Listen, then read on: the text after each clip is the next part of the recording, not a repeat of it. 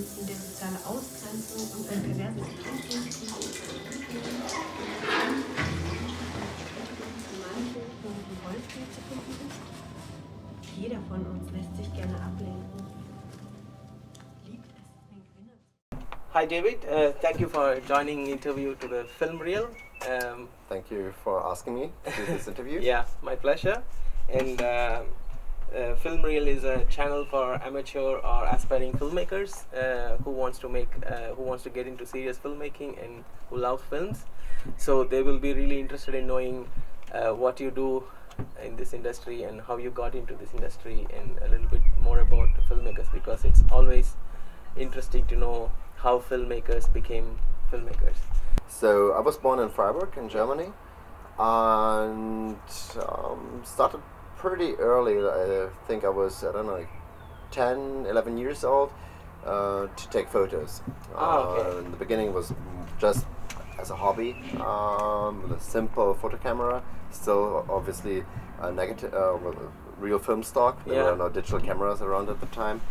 And when I was 15, 16, I started participating in a photography group in my high school, and that was probably the first time that I used SLR cameras. Yeah. And I shot mostly in black and white film stock, which I also developed myself in a laboratory in school. Yeah. Okay. And I was always a huge film fan, so I watched lots and lots of films. But never made my own films. The first film I ever did was after finishing high school. I was 19 years old and it was terrible. It was like just plain terrible. I didn't even edit it because the footage was a catastrophe. So I shot a second film and it was the same. It was just plain terrible. Yeah, that happened. We shot it on those really early digital cameras. I think it was the Canon XL1S. Basically a camera, but the footage was terrible. And I wanted to go to film school after high school. So the third film was okay. At the time I did a couple of internships with TV stations, and that helped a lot. And the third film was okay. She wasn't good, but it was at least okay. So that way I got into film school in Prague. FAMU, it's a very old and renowned film school. Kind of got lost in the 70s, 80s under the communistic regime, but now back on track. Oh yeah. And I started studying there, making more and more films. Ah, okay. So were you studying film directing or cinematography there? I was studying film directing and editing. Film directing. But I did a lot of classes in cinematography too. Okay. What were you editing on at the time? Was film editing or like stock editing? No, most of the time we edited the stuff that we shot. I think the very first project at film school was shot as a small project digitally, but after that we shot mostly everything on film at the time. So 16mm black and white reversal, later on Super 16 Vision 2 film stock, I think it was a 500T. That was a great experience, but at the time there were already possibilities for simple digital color grading using After Effects and Premiere, but it was difficult and it was very expensive to shoot on film and then do a proper scan. So at the time it was mostly about telecine. Yeah. The quality was horrible, and you have to do a telecine and then reverse telecine to.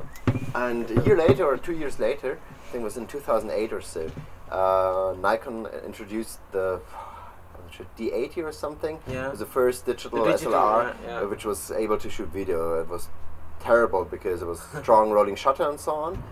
So you couldn't really use it for video, but the idea was there. And after that it changed totally. So I started shooting mostly everything digital. Then again, shooting on film in film school really helped me to be certain about what I want on set. And also when you edit in film school, you sometimes edit still film. So film material. So obviously sometimes we did a digital like a telecine or something, but sometimes we were shooting on black and white reversal, and we were editing the film material which we shot on. So there was no backup. If you fucked up, it was definitely fucked up. Like You could cut once or twice and glue it back together, but the third time it just wouldn't work through the projector anymore. Yeah. So, would you still fancy the idea of shooting in film, like for the aesthetics perspective? I think this film look is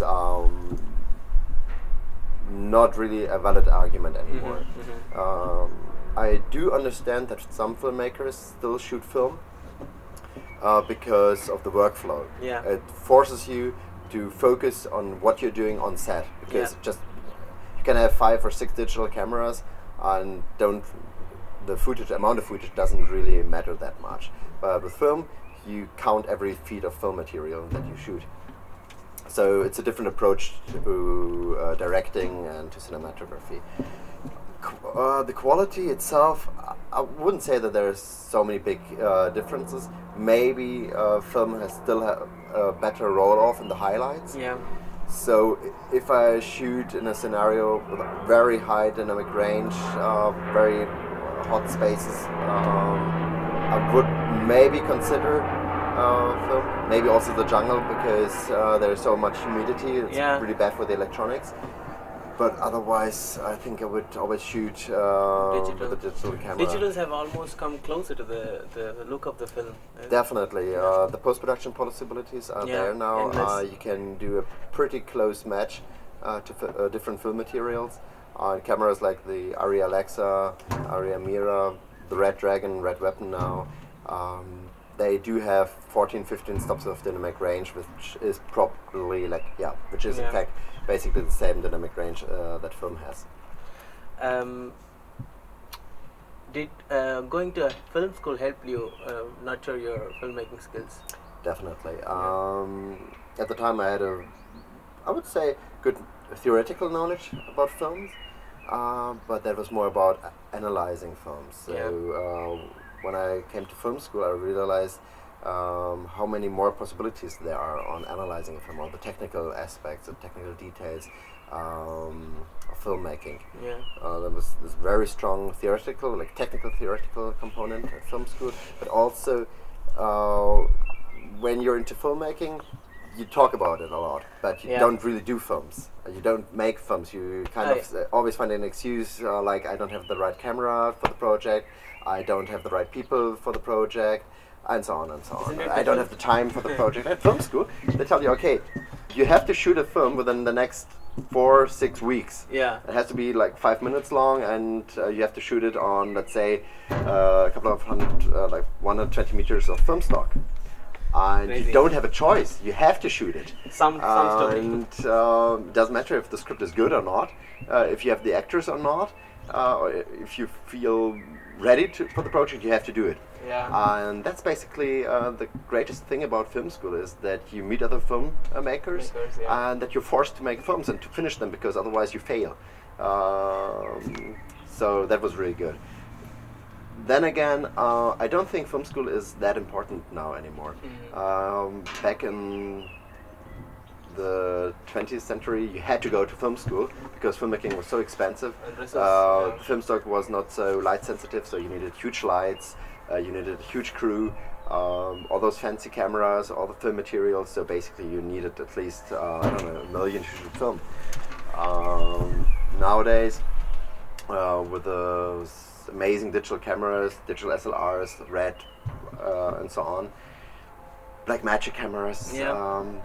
They are like all pretty decent cameras, and you can shoot a good film on it. And I think now also there are so many tutorials on the internet on how to construct a script, on how to shoot a film, and how to do the post-production. There are internet communities, Facebook forums, so you can connect with other filmmakers. So basically, if you put your mind into it, you don't have to go to film school anymore.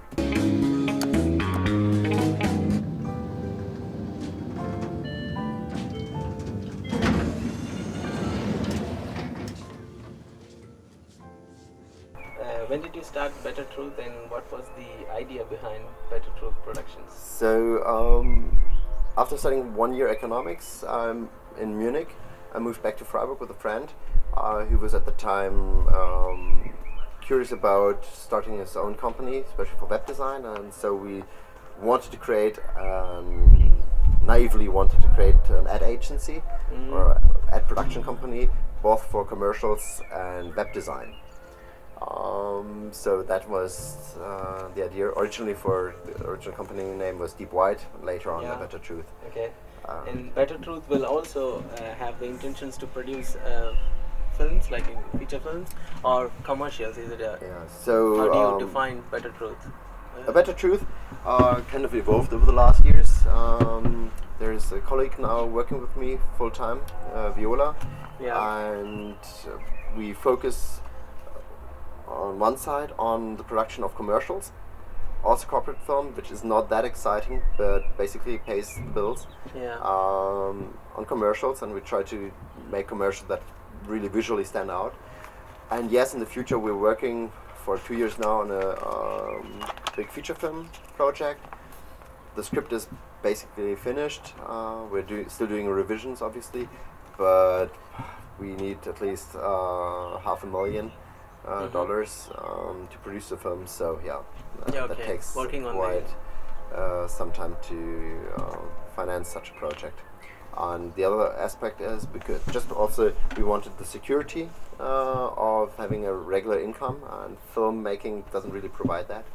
So we started dealing in film equipment. We have an online store where we sell cameras, lenses, tripods, and so on to rental houses, production houses, and so on. Okay, yeah.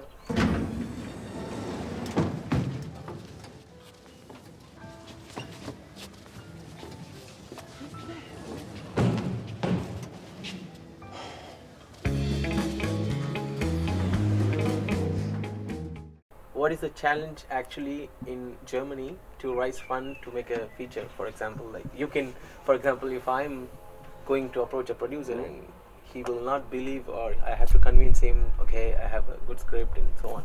But what's the challenge for you to convince producers to make films? So basically, it's close to impossible to get funds in Germany for most kinds of film projects.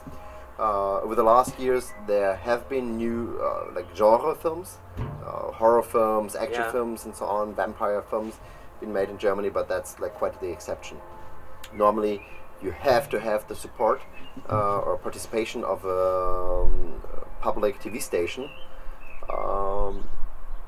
Otherwise, you will not get the film funds by the government, like the local film funds, regional film funds, and so on and so on. And it's close to impossible to get those funds without having the official support of a TV station. Okay, and with the private producers or film producers who are... might be possible, but then the material has to be something which sells well. And unfortunately, most people watching German TV don't really have, let's say, a taste for special material. Most of the stuff is very standard action or romantic comedies. So if you want to shoot something which is, let's say, deeply intellectual, you need the support and money of the public TV stations. That, again, it's very difficult to get this support. And for genre films, like real R-rated stuff, it's close to impossible to get any funds. Okay, very well. And what are your future plans? Like you said, you're planning for a feature. Yes, is it a fantasy feature, like you said? Yes, it's a fantasy feature.